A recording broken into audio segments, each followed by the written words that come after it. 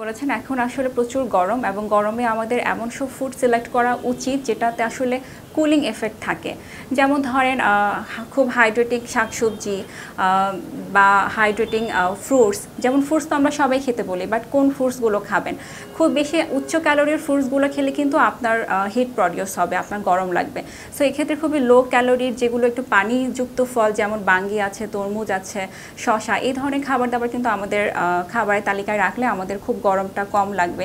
যেমন লেবুর শরবত বা হচ্ছে পুদিনা পাতার শরবত, এই ধরনের পুদিনা পাতার কিন্তু একটা কুলিং ইফেক্ট আছে, লেবুর কিন্তু একটা কুলিং ইফেক্ট আছে। যে খাবারগুলো একটু মাইল্ড, যেগুলোর মধ্যে পানির পরিমাণটা বেশি, সেগুলো কিন্তু আমাদের রিফ্রেশ করে, প্লাস একটা কুলিং ইফেক্ট দেয়। তো যার কারণে যেমন কুলিং ইফেক্টের জন্য আপনি যেটা করতে পারেন, পুদিনা পাতাকে কিন্তু নর্মালি জগের মধ্যে একটু ক্র্যাশ করে রেখে দিলে সেই পানিটাই আপনি সারাদিন যদি খান, সেটা তো কিন্তু আপনার অনেকখানি ঠান্ডা বোধ হবে। তো আসলে আমাদের নিজেকে হাইড্রেটেড রাখতে হবে। এই গরমে যেটা হয় যে খুব বেশি সুইটিং হয় এবং আমাদের ইলেকট্রোলাইট ইমব্যালেন্স হয়ে যায়, অনেক ফ্লুইড আমাদের চলে যায়। তো যার কারণে অনেক ধরনের প্রবলেমও কিন্তু দেখা যায়।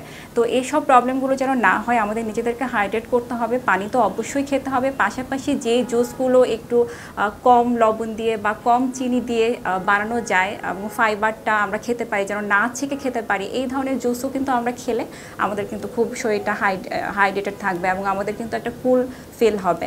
আর সবচেয়ে বড় কথা হচ্ছে সারাদিনের খাবারে আমাদের বাসার খাবারগুলোকে সিলেক্ট করতে হবে। আমরা যদি বাইরের খুব খাবার খাই, স্ট্রিট ফুড বলেন বা জাঙ্ক ফুড বলেন, এই সময় যদি সেগুলো আমরা খাই, সেগুলো কিন্তু আমাদের কোনো কুলিং ইফেক্ট দেবে না, বরং আমাদের কিন্তু আরও অনেক বেশি অস্বস্তি লাগবে, আমাদের প্রবলেম হবে।